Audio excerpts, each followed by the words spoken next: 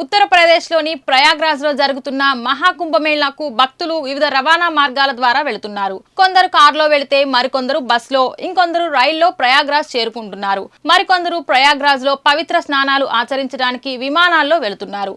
అయితే తిరుపతి గాంధీ రోడ్డుకు చెందిన అద్దంకి బాలవసంత్ కుమార్ ద్విచక్ర వాహనంపై 6500 కిలోమీటర్లను 20 రోజులు ప్రయాణించి తిరిగి తిరుపతి చేరుకున్నారు. ఈ నేపథ్యంలో బాలవసంత్ కుమార్తో మా ప్రతినిధి ఫేస్ టు ఫేస్.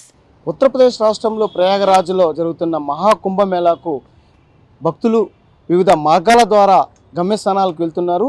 కొంతమంది రోడ్డు మార్గాన్ని వెళ్తే మరి కొంతమంది విమానయానంలో వారు గమ్యస్థానాలకు చేరుకుంటున్నారు. త్రివేణి సంగమంలో భక్తి శ్రద్ధలతో స్నానం ఆచరించి వారి యొక్క భక్తిని చాటుకుంటున్నారు. కొందరు రైళ్లలో వెళ్తే మరికొందరు బస్సుల్లో వెళ్తున్నారు. మరికొందరు సాహసోపేతమైన యాత్ర ద్వారా అంటే 2 వీలర్లలో ఆటోల్లో కూడా వెళ్ళి కుంభమేళలో పుణ్య స్నానాలు ఆచరిస్తున్నారు. తిరుపతి గాంధీ రోడ్డుకి చెందిన అద్దంకి బాల వసంత్ కుమార్ 2 వీలర్లో ప్రయాగ్రాజ్కి వెళ్ళి పుణ్య స్నానాలు ఆచరించి సుమారు 16 నుంచి 17 రోజుల పాటు ప్రయాణం సాగించి తిరుపతికి చేరుకున్నారు. ప్రస్తుతం ఆయన మనతో ఉన్నారు. ఆయన అడిగి ఆ ప్రయాణం ఎలా సాగిందో ఆయన ఒకసారి అడిగి తెలుసుకుందాం. చెప్పండి, మీరు ఇక్కడ నుంచి తిరుపతి నుంచి మీరు ప్రయాగ్రాజ్కి వెళ్ళి పుణ్య స్నానాలు ఆచరించి మహాకుంభమేళలో పాల్గొని వచ్చారు. అంటే ఈ జర్నీ ఎన్ని రోజుల పాటు జరిగింది? ఎప్పటి నుంచి ప్రయాణం 2 వీలర్లో ప్రయాణం సాగించారు? జనవరి 27 ఇక్కడ స్టార్ట్ అయ్యాను. 6వ తేదీ ప్రయాగ్రాజ్కి చేరినాను. 6వ తేదీ పుణ్యస్నానాలు చేసుకునేసి అక్కడి నుంచి తిరిగి చిత్రకూటకి బయలుదేరి చిత్రకూటలో 2 రోజులు స్టే చేసి అక్కడి నుంచి మళ్ళీ ఈ భద్రాచలము పంచారామాలు అవన్నీ చూసుకుంటూ తిరుపతికి 16వ తేదీ చేరినాను సార్. అంటే మీరు 27వ తేదీ ఇక్కడ ప్రయాణం సాగించారు, మన తిరిగి 16వ తేదీ తిరుపతికి చేరుకున్నారు. అంటే సుమారు ఎన్ని వేల కిలోమీటర్లు ప్రయాణం చేస్తుంటారు? 660 కిలోమీటర్లు తిరిగాను సార్ నేను.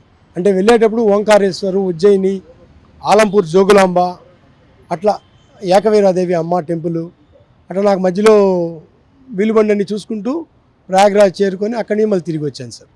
అంటే బస్సు మార్గము రైలు మార్గం ఉండగా మీరు 2 వీలర్లో సాహసోపేతమైన ఈ 6000 కిలోమీటర్ పైచీలకు ప్రయాణం చేయడం అనే కారణం ఏంటి? రైల్వేలో టికెట్లు దొరకడం లేదు. టికెట్లు దొరికినా కూడా మన సీట్ దగ్గర కూడా మనం పోయే పరిస్థితి లేదు. ఆ విధంగా ఫుల్ బ్లాక్ చేస్తున్నారు. ఇంకా ఫ్లైట్లో చాలా ఎక్కువ కాస్ట్ ఉంది, అంత భరించలేము. అందువల్లే కొంచెం రిస్క్ అయినా బైక్లో పోయి దర్శనం చేసుకొని వచ్చాను సార్. అంటే మీరు ఈ సుదూర ప్రయాణంలో మీకు ఏమైనా ఇబ్బందులు కానీ ఎలాంటి ఆటంకాలు ఏమైనా ఎదురైనాయా?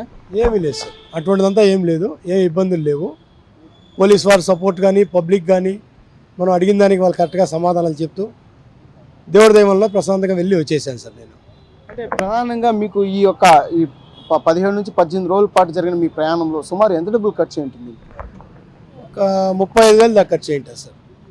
35,000 దాకా ఖర్చు అయింటుంది నాకు, పెట్రోల్కి, నాకు రూములకి, ఇంకా భోజనాలకి అన్నిటికీ కలిపి నాకు 35,000 దాకా ఖర్చు అయింది సార్. అంటే మీకు ఇక్కడ ఈ ప్రయాణంలో మీకు ఎక్కడైనా కొద్దిగా ఇబ్బంది అనిపించో, రిస్క్ అనిపించో, లేకపోతే మీకు భోజన వసతులు అవన్నీ ఎక్కడ ఉన్నాయి? మీకు ఈ సౌకర్యం? భోజన వసతులు అంటే మనం అనుకునే తిండి అక్కడ దొరకదు. అక్కడ దొరికే రోటీలు అవి తిని వెళ్ళాలి. అవే తింటూ వెళ్ళిపోయాము. రిటర్న్లో బాండా అనే ఒక ఊర్లో జైన్ ధర్మశాల ఒకటి ఉండింది. అక్కడ 2 డేస్ హాల్ట్ అయినాను. అక్కడ మన భోజనం దొరికింది. అట్లా తినుకుంటూ మళ్ళీ ఇంకా తెలంగాణలోకి వచ్చాక భద్రాచలము, మన పంచారామాలు ఇవి చూసుకుంటూ మన భోజనమే దొరికింది. చూసుకుంటూ ఇట్లా వచ్చేసాను సార్. అంటే ఎందుకు వెళ్ళాల్సి వచ్చింది? మీరు 2 వీలర్లో ఇంత సాహసం చేసి మీరు వెళ్ళాలి అంటే మీకు వాహనానికి సంబంధించి ఏమైనా లైసెన్స్ కానీ, మీకు లైసెన్స్ కానీ, వెహికల్ లైసెన్స్ రిజిస్ట్రేషన్ కానీ సంబంధించి ఏమైనా ఉన్నాయా? నా వెహికల్స్ ఇది 2003 మోడల్ అండి. ఇది నేను రెగ్యులర్ రెన్యువల్ చేసుకుంటూ ఉన్నాను. మొన్ననే 5 years రెన్యువల్ చేసుకొని ఇన్సూరెన్స్ అన్నీ అప్ టు డేట్ చేసుకొని నాకు లైసెన్స్ ఉంది. నేను యాక్చువల్గా యాక్టింగ్ డ్రైవర్ని, కార్ డ్రైవర్ని. 4 వీలర్ లైసెన్స్ ఉంది, 2 వీలర్ లైసెన్స్ ఉంది. కాబట్టి నేను ఇదన్నీ ఫుల్ ప్లెడ్జెడ్గా పెట్టుకునే వెళ్ళాను సార్ నేను. అది అంటే మీరు గతంలో ఏమైనా విధంగా ఎప్పుడన్నా సుదూర ప్రాంతాలు ఏమైనా చేశారా? ఇదే మొదలు? కేరళ, కర్ణాటక, తమిళనాడు, మన ఆంధ్రప్రదేశ్, ఈ దివ్య దేశాలని 108 దివ్య దేశాలు ఉన్నాయి. వాటిల్లో ఒక 95 దివ్య దేశాలు తిరిగి ఉన్నాను. ఈ కేరళ, తమిళనాడు, రామేశ్వరం, కన్యాకుమారి ఇవంతా రెగ్యులర్, శ్రీశైలం ఇవంతా రెగ్యులర్గా వెళ్తుంటాను సార్ నేను.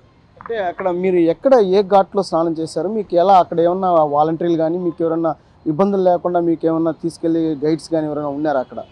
ప్రయాగ్రాజ్లో అటు సపరేట్ గైడ్స్ అంటూ ఎవరు లేరు. ఆడ బోట్లు వేసి ఉంటారు. 2వ సెక్టార్లో నేను స్నానం చేశాను సార్. 2వ సెక్టార్లో స్నానం చేశాను. సపరేట్ గైడ్స్ అంటూ ఏమి ఉండరు అక్కడ. ఎవరన్నా పక్కన వాళ్ళు అడిగితే వాళ్ళు చెప్తారు, దాన్ని పట్టుకొని మనం వెళ్ళాలి. బోట్స్ ఉంటాయి, దారి పొడుకు బోట్స్ ఉంటాయి. అంటే సుమారు 4 రాష్ట్రాలను మీరు దాటి సుమారు 6,000 కిలోమీటర్ల ప్రయాణం అంటే మీకు ఎలా ఉన్నింది ఆ జర్నీ?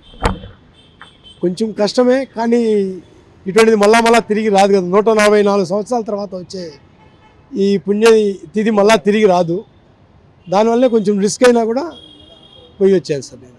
సంకల్పం ఉంటే ఎంతటి పనినైనా సాధించగలమని చెప్పి తన ప్రయాణంతో నిరూపించానని చెప్పి బాల వసంత కుమార్ చెప్తున్నారు. అంటే 144 సంవత్సరాలకు ఒకసారి జరిగే ఈ మహా కుంభమేళాకు తాను వెళ్ళి 2 వీలర్లో విజయవంతంగా వెళ్ళి సురక్షితంగా తిరిగి రావడం నిజంగా దైవాధీనం అని చెప్తున్నారు. అంటే సుమారు 6,500 కిలోమీటర్ల మేర సుమారు 20 రోజుల పాటు ప్రయాణం చేయడం అన్నది చాలా సాహసోపేతమైన ప్రయాణమని, దీనికి తనకు పూర్తిగా సహకరించిన వారందరికీ కూడా ఆయన ధన్యవాదాలు చెప్తున్నారు. కెమెరామెన్ సురేష్తో నారాయణ, మెగా 9 టీవీ, తిరుపతి.